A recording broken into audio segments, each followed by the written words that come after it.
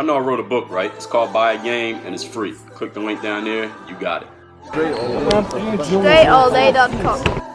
What's going on, everybody? Dre Baldwin with DreAllDay.com. Today's topic, this video's topic, how to be the number one guy on your team or the number one girl. I'm going to just say number one guy. I'm not being sexist. I'm going to just use guy since I'm using it ubiquitously in this particular video. So all the ladies, shout out to y'all. A lot of players ask, hey, how do I become a leader on my team? Many players ask me about being a leader.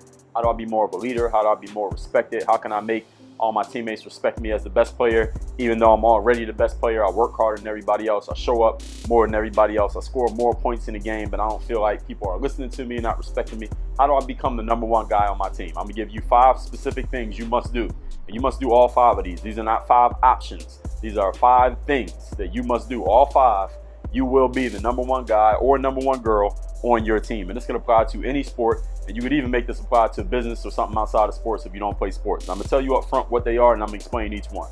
All right, for those of you who want the short version. Number 1 is game. Number 2 is showing up. Number 3 is practice. Number 4 is winning. And number 5 is earning. Now, I'm going to explain what I mean by each one of those. It's not just doing those things as I say. I'm going to explain them because I mean them a certain way. So make sure you listen up. Number 1 is game. You're going to be the number one person on your team or number one guy or girl on your team, your organization, your business, your family, whatever it is. You got to have some game. You got to have skills. It means you got to have the ability to actually deliver at a high level so that people will respect your skill first. Before they respect you as number 1 or number 10 or number 30, they got to respect that you can actually play. Because if you can't play, you can't be the number one guy on the team. All right. If you can't close a sale, you can't be the sales manager. If you can't talk to a girl, you can't lead. You can't teach a class of dudes on how to talk to girls. So you got to have some actual game. All right? If you can't catch the ball, you can't be the number one wide receiver. If you can't throw, you can't be the number one quarterback. So you got to have some damn game. Basketball players, work on your game. If you can't play, you can't be the number one guy. It don't matter what you say in the comments about how you can play. It don't matter what you tell your mom about how you can play. Can you get on the court and actually prove it? You must have some game. So a lot of working on your game you've been doing, guess what? Keep doing it. There will never come a point you can stop working on your game. Any business, any field you get in, as soon as you stop working on your game, you are out of the game. All right, everybody got that. So number 1, you got to have some game. That's the one I'm going to speak the least amount about because I think everybody should understand that if you're watching the channel by somebody named Dre All Day called Work on Your Game. So number 1 is have some game. Number 2, you want to be the guy on your team or the girl on your team. You must show up. Now, what do I mean by show up? I don't mean like come to the gym. What I mean by show up is you must deliver every single day in practice and in the games with the same level of effort and intensity.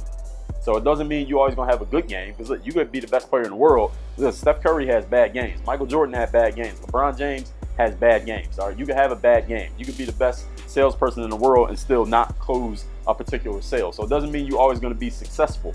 I mean, you show up every single day with the same level of effort and intensity every day at the same level. That means every player on the team should know you're going to show up without saying anything, and your coaches should know that you're going to show up every single day without you having to say anything, without them having to tell you, yo, you need to, are you going to play today? You going to work hard today or what? Or is this going to be one of the days you take off? You ever had a coach say that to you? You're not on the right track. So you got to make sure you show up mentally every single day, because if you show up mentally, your body will show up too. You got to tell your body how to feel. I know you're going to be sore some days. Players ask me, Dre, well, what about if I'm really sore? Usually they're talking about working out on their own. But on the team, you're going to be sore. When practice first starts at the beginning of the season, or maybe you just started practicing, or maybe the coach decides to have y'all do something extra and y'all do all those wind sprints that one day, you're going to be tired as hell. The next morning when y'all got practice again, you're not really going to feel like going hard. The players who go hard, those are the players who still remain eligible. Doesn't mean they're eligible to still be the man or the woman on the team. So number 2 is you must show up with the same level of intensity and focus and discipline and energy and effort every single day. That means practices and games. So if your team is, y'all in a league and y'all got to win 10 games to make the playoffs, and y'all already mathematically eliminated from the playoffs, but then you don't play hard in the last 3 games of the season because you know y'all can't make the playoffs, you're not eligible anymore. You got to show up every day. It's practice. You didn't get as many minutes as you thought you should have got in last night's game, or your team didn't pass you the ball, or you didn't get the last shot of the game and y'all lost, or whatever the reason you would have to mope or bitch about it, don't do it. Show up with the same level of effort and intensity mentally and physically every single day. This is a requirement of being the number one guy on your team. This is number 3. So we got number 1 is you got to have some game.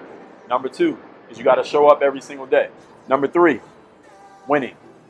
Number 3 is winning. Actually, I skipped one, so we'll go to number 3 as practice. Winning is number 4. Number 3 is practice. Practice means you must practice and play at the same level.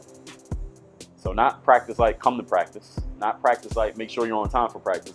Practice meaning you must play in the games at the same skill level, the same level of determination, the same level of dominating, whatever you do at the same level that you do in practice. So if you in practice busting everybody's ass and then you get in the game and you not busting everybody's ass, that's a problem. You can't be the number 1 guy, because now in people's eyes, you like a practice player. You like, all right, he plays hard in practice, but he don't do it in the games. Oh yeah, you was killing everybody in practice, but you ain't killing nobody in the game. You got to do the same thing in the games that you do in practice.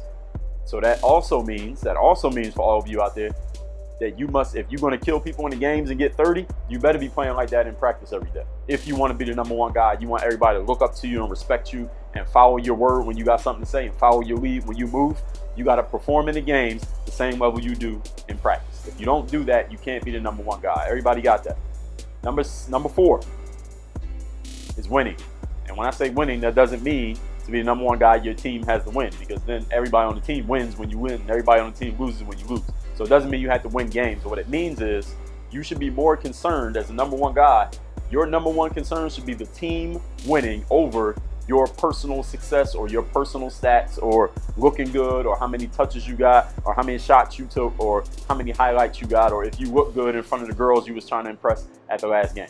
So what it means, point number 4, is you must be a player who plays to win, not a player who plays to look good.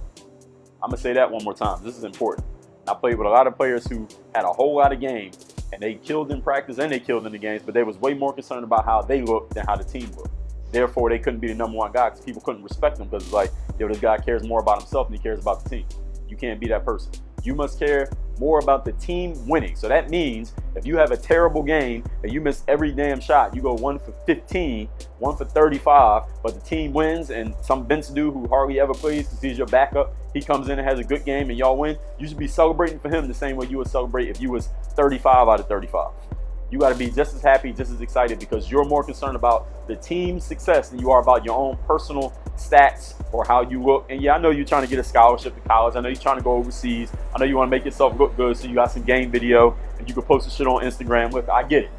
You still got to be more concerned about the team, because if you're more concerned about the team, listen, your job as being the number 1 guy is to deliver at a high level anyway, so the team wins. So it's going to be a win-win, but you can't get down when you have a bad game. Michael Jordan. I use Jordan as an example often. I come from the Jordan era. I wasn't growing up in the Steph Curry era. So I'm going to use Jordan. One game, it was 1992 NBA Finals, Bulls against Portland Trail Blazers. Jordan was having a terrible game. He's missing shot after shot. He's missing layups. He's just having a terrible game. Jordan said this on one of his tapes. Then he goes to the bench. The coach puts him on the bench and lets the role players come in. The bench guys who don't even play that much, and they start playing good. Like, they're making shots, they're making plays. And Jordan's like, yo, at some point, I'm cheering for them the way they usually cheer for me. I'm like, yeah. And he finally went to Phil Jackson, like, yo, get me back in the game.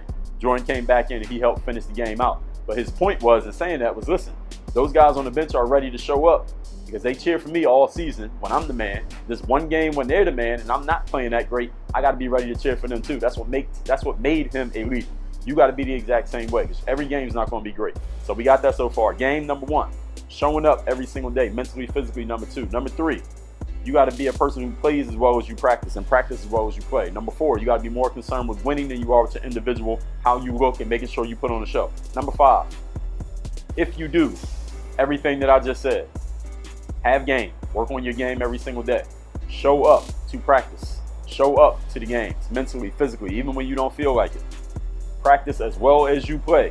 Play as well as you practice. You're not Allen Iverson. I don't care what he did. We talking about you. You got to show up every single day to practice the same way you do the games, and the games the same way you do the practice.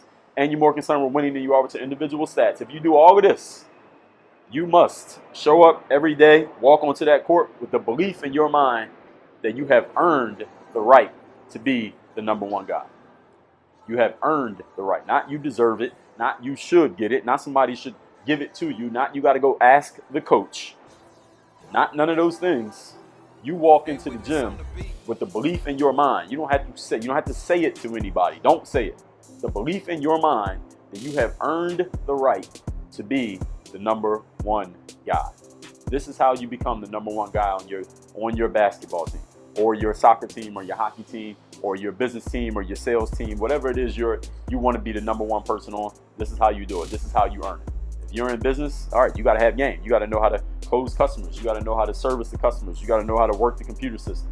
If you're a business person, what was the second one? First one was game. Second one, show up. Do you show up every day to work? Do you give a full effort every single day at work? Do you give a full effort even when you're talking to a potential customer who you think don't have any money? All you salespeople, you know I'm talking to you. Do you ever talk to someone who you think don't have the money to afford your stuff, and then you give them a half-ass presentation because you think they ain't gonna give you, they don't have the money? All right, are you that person? If you do that, then you can't be the number one guy. Number 3, do you practice as well as you play? So are you as good in the sales meeting as you are in there in the room with the prospect? Are you just as good in both situations? Because you can't be good in one and a bum in the other. Next one, winning. Are you more concerned with the team's overall success or just your overall paycheck? Are you happy when a guy who is brand new, who's been on the job for a week, makes a sale and you miss the sale on the same day? Are you as happy for him as you would be if you had made the sale? And last one, do you believe you earned the right? If you did all those things, you earned the right to be the number one person. Now, if you've done all those and I'm talking to you, you know you already the number one person. You already had this belief. And if you know someone who wants to be the number one person, or you want to be the number one person, or you're a coach or a mother or a father or a teacher, and you know somebody who has the potential to be the number one person, you need to share this video with them. Make sure they see this video. Make sure they watch it 3 times. Make sure I don't even care if you download it. I don't care about the ad revenue from YouTube. Download the video, put it on your phone, watch it as many times as you need to, get the audio, rip it, put it in your MP3, your phone, your headphones, whatever you got to do. Watch this video as much as you can, because I want you, if you got the potential to be the man, to be the man. Everybody, work on your game. DreAllDay.com. Testing. 1, 2. Sound check. Testing.